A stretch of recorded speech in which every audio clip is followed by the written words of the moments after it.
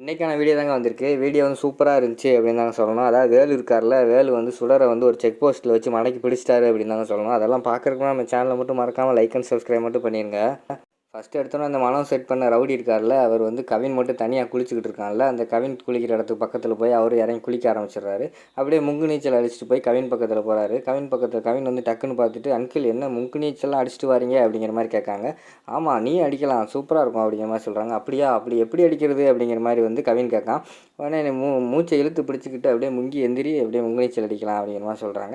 அந்த இடத்துல வந்து ஆழம் கம்மியாக இருக்குது. சரின்னு சொல்லிட்டு லேசாக முங்கிட்டு முங்கு நீச்சல் மாதிரி அடிச்சுட்டு அதை அப்படியே எந்திரிச்சிடுறாரு. இந்த பக்கம் பார்த்தா மித்த 3 குழந்தைங்க வந்து தனியாக குளிச்சுக்கிட்டு இருக்காங்க.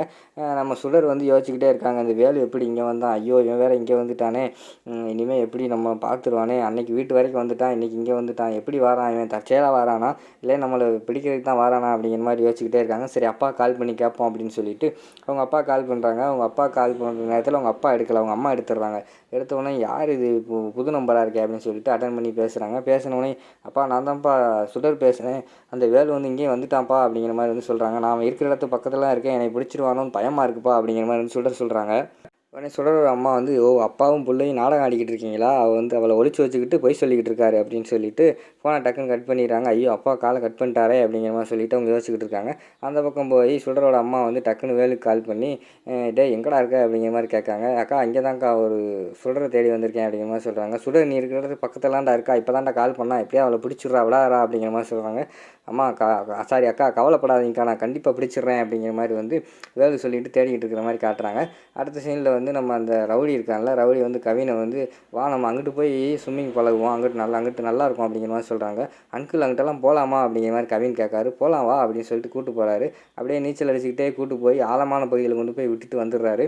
ஆனால் ஆல்ரெடிக்கு வந்து கவினுக்கு வந்து கொஞ்சம் நீச்சல் தெரியும் போல், அவன் கொஞ்சம் நீச்சல் அடிச்சுக்கிட்டே இருக்கிற மாதிரி தத்தளிக்கிற மாதிரி காட்டுறாங்க. நம்ம சுடர் வந்து யோசிச்சுக்கிட்டே இருக்காங்கல்ல, வேலுவை பற்றி யோசிச்சுக்கிட்டே இருக்காங்க. மனம் வந்து பார்க்குறாங்க. பார்த்துட்டு கவின் கரெக்டாக தத்தளிச்சுக்கிட்டு இருக்கான், இந்த நேரத்தெல்லாம் சொல்லணும்னு சொல்லிட்டு டக்குன்னு போய் சுடர்கிட்ட போய் என்ன இப்போ பிள்ளைகளை பார்க்க வந்தால் இப்படி தனியாக நின்று யோசிச்சுட்டு இருக்காங்க, அங்கே பாரு கவின் மூழ்கிக்கிட்டு இருக்கான் பாரு அப்படிங்கிற மாதிரி சொல்கிறாங்க. உடனே ஐயோ கவின் மூழ்குறான் அப்படின்னு சொல்லிட்டு திடுன்னு ஓடி போய் குதித்து காப்பாற்ற ஆரம்பிச்சிடுறாங்க. அங்கிட்டிருந்து டக்குன்னு மனம் வந்து நம்ம எழிலுக்கு சொல்லிடுறாங்க. எழிலும் ஓடி வந்துடுறாரு. ஓடி வர நேரத்தில் பார்த்தா நம்ம கவின் மேலேயே நடந்து வராரு. நடந்து வந்தோடனே என்னடா உள்ளே போய் மூழ்கிட்டியாமல அப்படிங்கிற மாதிரி வந்து நம்ம எழில் கேட்காரு. இல்லைப்பா நான் ஸ்விம்மிங் தான் பழகினேன், சும்மா தான்ப்பா நடித்தேன் அப்படிங்கிற மாதிரி சொன்னேன். என்னடா இப்படி பண்ணுற, பயந்துட்டேன்டா அப்படிங்கிற மாதிரி சொல்கிறாங்க. சாரிப்பா இனிமேல் பண்ண மாட்டேன் அப்படிங்கிற மாதிரி சொல்கிறாங்க. அந்த பக்கம் பார்த்தா நம்ம தமிழ் வந்து சுடர் இருக்கார்ல, அவங்க வந்து தண்ணியில் மூழ்கிட்டு இருக்காங்க. அதை வந்து அஞ்சலி பார்த்துட்டு அப்பா அப்பா அங்கே பாருங்கள் தமிழ் மூழ்கிக்கிட்டு இருக்காங்க அப்படிங்கிற மாதிரி சொன்னோடனே இவரு டக்குன்னு வேகமாக எதுவுமே யோசிக்காமல் டக்குன்னு எலியில் வந்து குதித்து காப்பாற்றிட்டாரு. தூக்கி வெளியில் கொண்டு வந்து மேலே அந்த ஓரத்தில் படுக்க வச்சுட்டு வயிற்று அமுக்குறாரு, நெஞ்சு அமுக்குறாரு.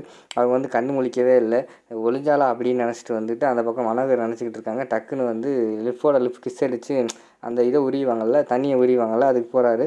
டேய் எழில் என்ன பண்ணுற அப்படிங்கிற மாதிரி வந்து கேட்காங்க. நம்ம மனம் சிபிஆர் பண்ணுறேன் அப்படிங்கிற மாதிரி சொல்லுவாங்க. சிபிஆர் அதெல்லாம் தேவையில்லை, அவளே இப்போ எந்திரிச்சிருவா அப்படிங்கிற மாதிரி வந்து மனம் சொல்கிறாங்க. என்ன பேசிக்கிட்டு இருக்க, எந்திரிப்பாளா, இது வந்து முக்கியமாக இப்போ தேவை அப்படின்னு சொல்லிட்டு நம்ம எழில் வந்து டக்குன்னு பண்ண போகிறாங்க. ஆனால் அதுக்கு முன்னாடி டக்குன்னு கரெக்டாக அந்த நேரத்தில் வந்து எந்திரிச்சிடுறாங்க.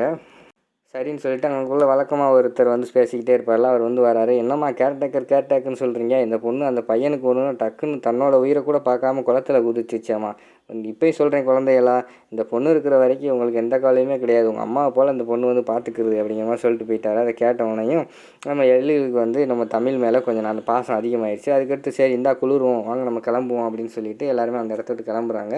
கிளம்புறப்ப பார்த்தா நம்ம அங்கிட்டு பார்த்தா நம்ம வேலு தேடிக்கிட்டே இருக்காரு. கரெக்டாக அவன் காரில் ஏறும்போது வந்து வேலு வந்து பார்த்துறாரு.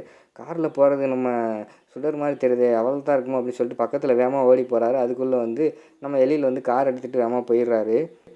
ஐயோ தப்பிச்சிட்டாங்களே, இப்போ என்ன பண்ணுறது யோசி அப்படின்னு சொல்லிட்டு வேலு வந்து யோசிச்சுக்கிட்டே இருக்காரு. திடீர்னு ஒரு ஐடியா தோணுது. டக்குன்னு இந்த பக்கம் தான் போகிறாங்க, அங்கிட்டு ஒரு செக் போஸ்ட்டை போட்டு அவங்கள மடக்கி செக் பண்ணி பிடிச்சிருவோம் அப்படின்னு சொல்லிட்டு டக்குன்னு ஒரு போலீஸ் இன்ஸ்பெக்டர் கால் பண்ணுறாரு.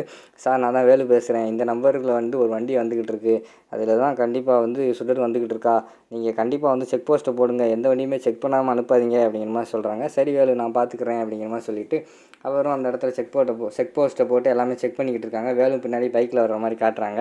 அடுத்து போகிற வழியில் வந்து நம்ம குளிரில் வந்து கொஞ்சம் நடுங்கிற மாதிரி காட்டுறாங்க தமிழை. அதை பார்த்தோன்னே நம்ம எழில் வந்து என்ன தமிழ் நீங்கள் ஆர் யூ ஓகே அப்படிங்கிற மாதிரி கேட்காங்க. ஓகே சார் அப்படிங்கிற மாதிரி சொல்கிறாங்க. இல்லை அவங்கள பார்த்தா கொஞ்சம் அன்கம்ஃபர்டபுளாக ஃபீல் ஆகுது, கொஞ்சம் குளிருதுன்னு நினைக்கிறேன், இருங்க ஏசியெல்லாம் அமர்த்துறேன்னு சொல்லிட்டு ஏசியெல்லாம் அமர்த்துறாங்க. அதை பார்த்தோன்னே மனோவுக்கு வந்து ஒரு மாதிரி கோபமாக வர்ற மாதிரி காட்டுறாங்க. அந்த பக்கம் பார்த்தா செக் போஸ்ட் எல்லாம் செக் பண்ணிக்கிட்டு இருக்காங்க. காரு நம்ம எழிலோட கார் போய் பக்கத்தில் செக் போஸ்ட் கிட்ட வந்து நின்றுது. என்ன செக் போஸ்ட் கிட்ட நிற்கி அப்படின்னு சொல்லிட்டு எட்டி பார்த்தா அங்கே போலீஸ் எல்லாம் செக் பண்ணிக்கிட்டு இருக்காங்க. நம்ம தமிழ் வந்து அப்படியே செக் போஸ்ட்டில் அப்படியே எட்டி எட்டி பார்த்துக்கிட்டு இருக்காங்க. அங்கிட்டு பார்த்தா வேலு வந்துடுறாரு. வேலு கரெக்டாக எழிலோட கார் பக்கத்தில் வந்துடுறாரு. கார் பக்கத்தில் வந்தோடனே எழில்கிட்ட வந்து நிற்கிற மாதிரி காட்டுறாங்க. அதோட பார்த்திங்கன்னா அந்த எபிசோடே வந்து முடிச்சிடுறாங்க.